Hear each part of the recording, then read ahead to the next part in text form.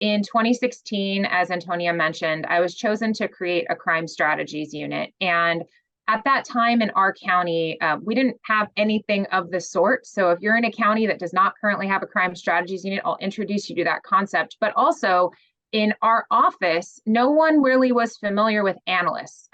In fact, we didn't have a code in our county, a position didn't exist. We had never had this practice in our office. And it has really been an evolution. We now have 6 analysts working at the DA's office. And more to come. So I'll introduce a little bit of our backstory and tell you how they support the function of a prosecutor's office, but also just kind of how we got here and how you might get there as well. Santa Clara County, if you are not familiar, is a very large county. We have 2 million-ish residents, and we have 15 major police departments. San Jose Police Department is our largest agency and supports a city of 1 million people, and they have a crime analysis unit. However, we really wanted to form an intelligence-driven prosecution model at the DA's office, and we were very much inspired by Manhattan.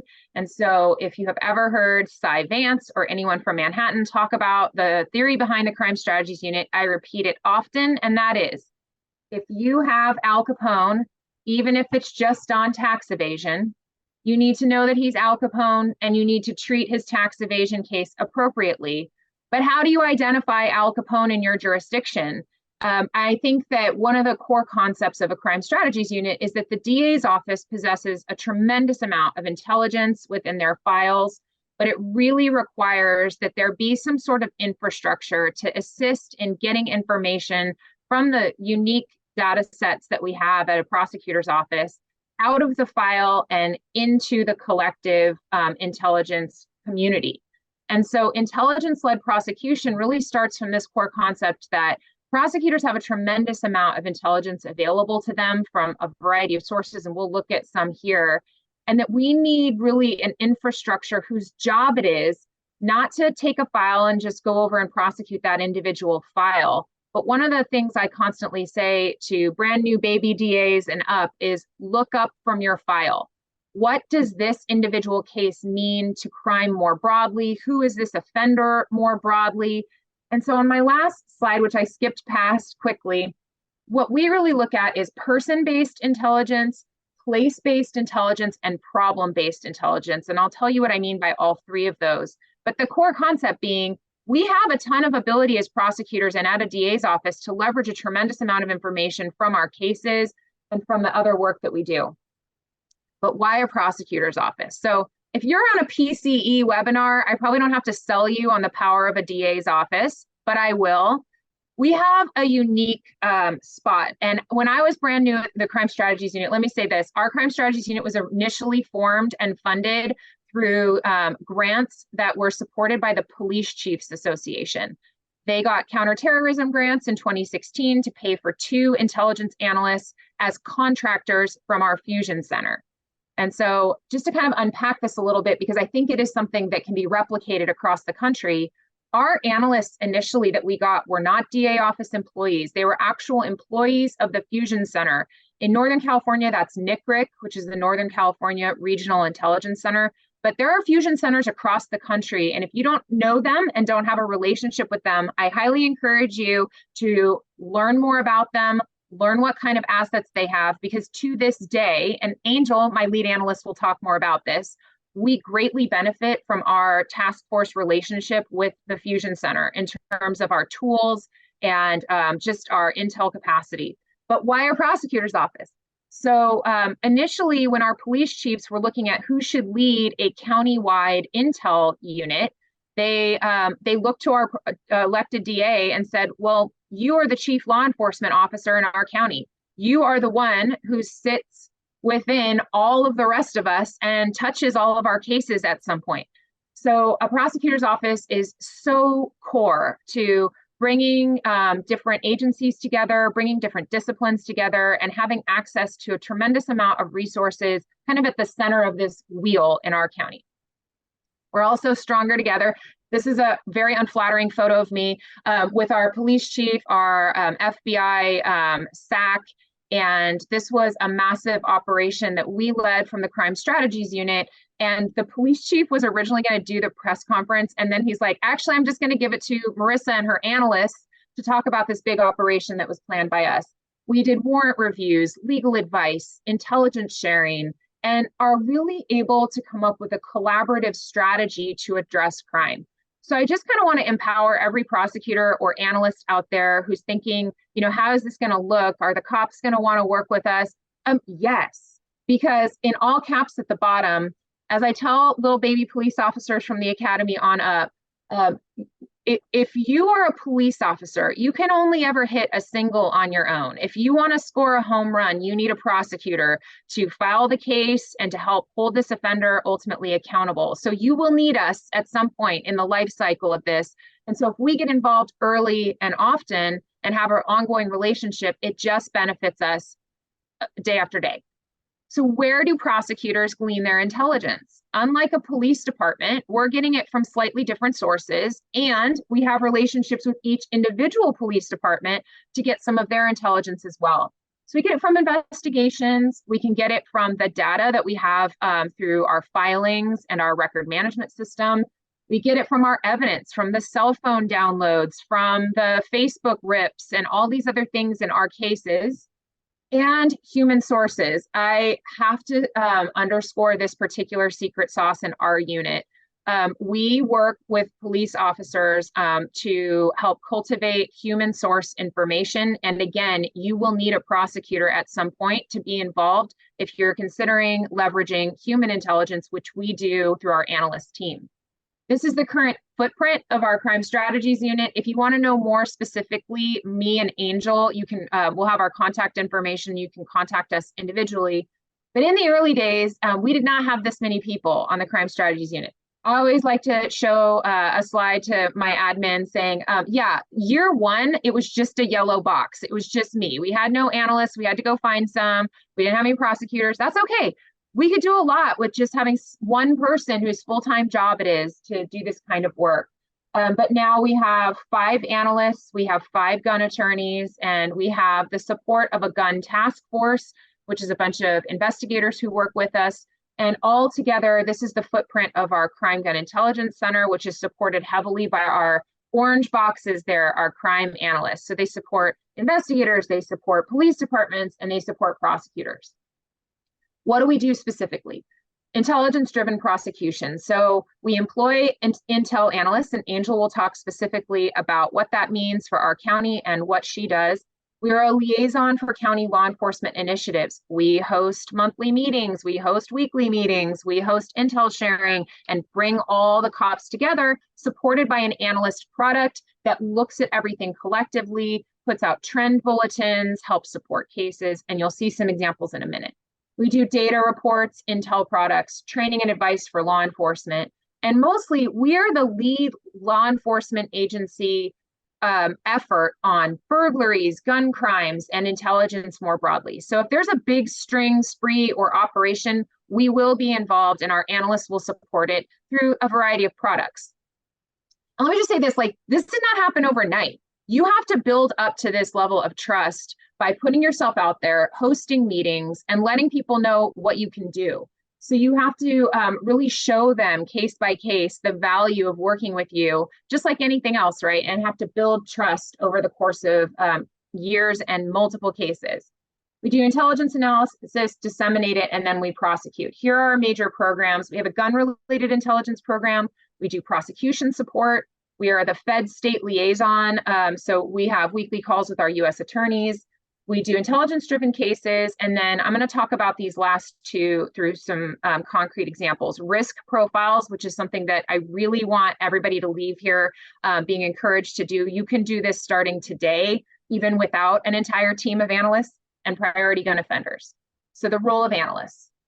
They can do all kinds of things: strategic analysis, offender profiles, cell phone analytics, operational support, case support, and connecting other analysts. You will hear from Angel about specifically how we are structured and what we do. But how can prosecutors and analysts lead an intelligence-driven operation? What do you actually do with Al Capone? So I already told you that we're on the lookout for Al Capone, priority offenders in our jurisdiction within our office. You first communicate with the prosecutor. You're always going to get a better outcome. So if the analyst spots somebody where they go, Marisa, you really need to know about this person, I'll show you, we actually have a mechanism now in our office to empower the analysts when they spot an Al Capone to send an alert to the head of the unit saying this needs immediate action and attention. We seek high bail, we vertically assign the cases, and you get gold star treatment. We're going to do additional warrants, we're going to do lab submissions, and we're going to contact our partners at probation and parole, who, again, if I encourage you to do nothing else with no additional money, please leave here and have a relationship with these units. They're absolutely invaluable to what we do. We use them every single day. And inform your law enforcement partners through intel meetings and products about the risk in your county. I love to give this story. This is something you can do tomorrow. This is a whiteboard and pieces of paper with magnets. I think y'all have that in your jurisdictions. If you don't, we've got bigger problems. But this is called Catch 33. This was an effort that we led from the Crime Strategies Unit with our analysts, where we were having a problem with a particular group of offenders. It was a gang called Barrio 33rd. They were doing shootings, robberies, stabbings, witness intimidation. And so we were hearing from various different people in the county about all these different things that were going on. And we said, hey, everybody get in a room. We need to talk about this. So tomorrow, with no budget, you can host a meeting. You can do that. So we had a meeting and there was a whiteboard, and I told everybody, come to the meeting with the offenders that you think are the most problematic, and we will craft a solution. Everybody brought these mugshots of the people, and we sat and we talked about each individual offender. What do we have? Our analysts, meanwhile, were able to run each of them individually through the prosecutor system, through law enforcement databases.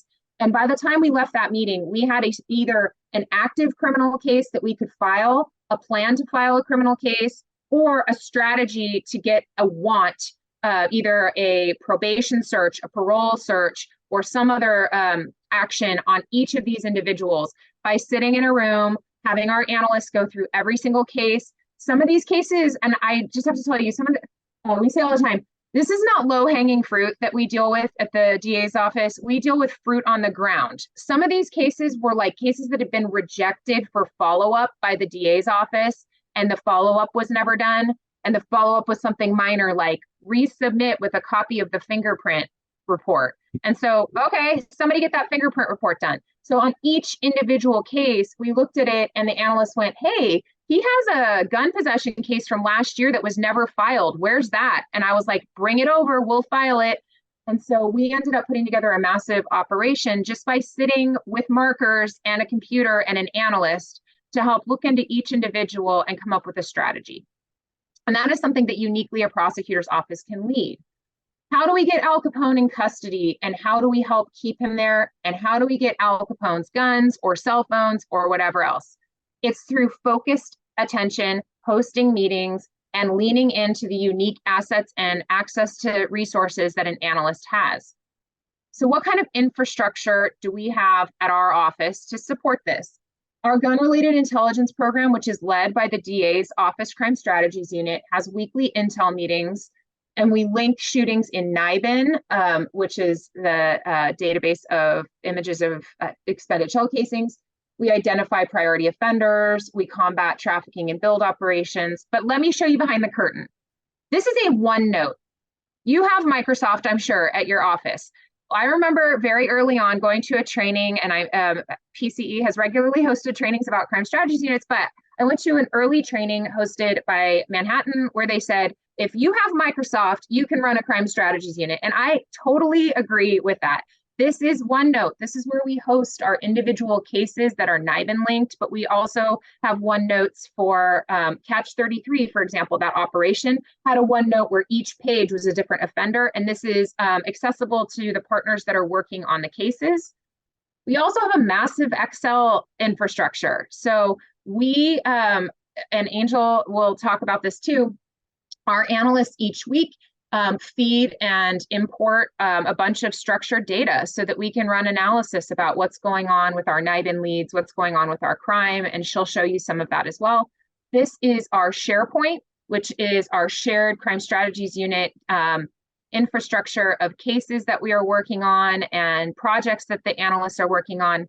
And I show you this to let you know that like this is not an advanced program that cost us $150,000 and $75,000 per license. This is what we had available, and we built it out for each case, and it was easily accessible and shareable. But our products are really how we communicate information about risk. I'm going to skip quickly through this, which is when we have NIBIN linked cases, we create a product by the analyst and for the investigator. This product helps very quickly identify what are the two or more cases that are linked through shell casings. And this is what I want to show. We are constantly trying to deconflict. And if we did nothing else at the Crime Strategies Unit, this might be one of our most important functions, which is when we know of an individual who's been arrested on a new gun crime or a new burglary spree or whatever it is, our analysts look at the active DA office cases. And then we notify prosecutors who are prosecuting them for a variety of other things. Like the gentleman up top had a drug case and a burglary and a brandishing and a misdemeanor vehicle case. Okay, so 4 different prosecutors in my office were prosecuting this gentleman here when we learned of a new NIBIN link shooting that we thought he had done.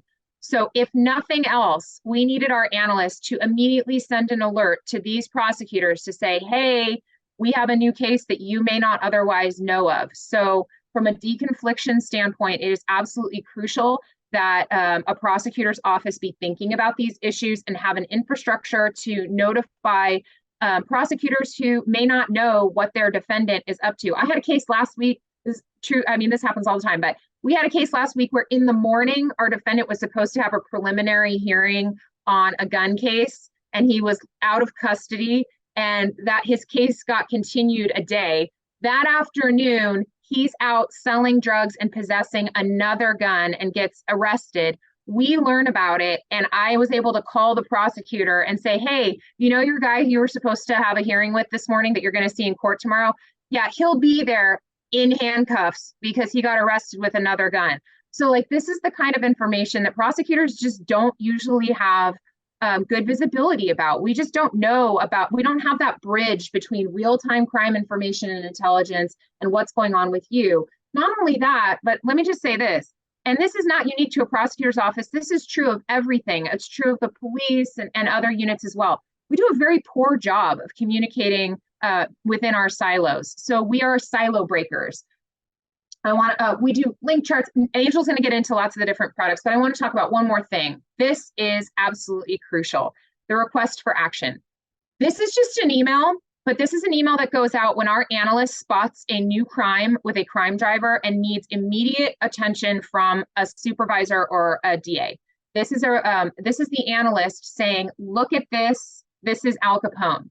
So we have lots of sayings at my office, but here's another one. We don't want the analyst to cry wolf, but if you see a wolf, cry. So this is how we cry to someone saying, you need to get eyes on this. It needs immediate action and attention.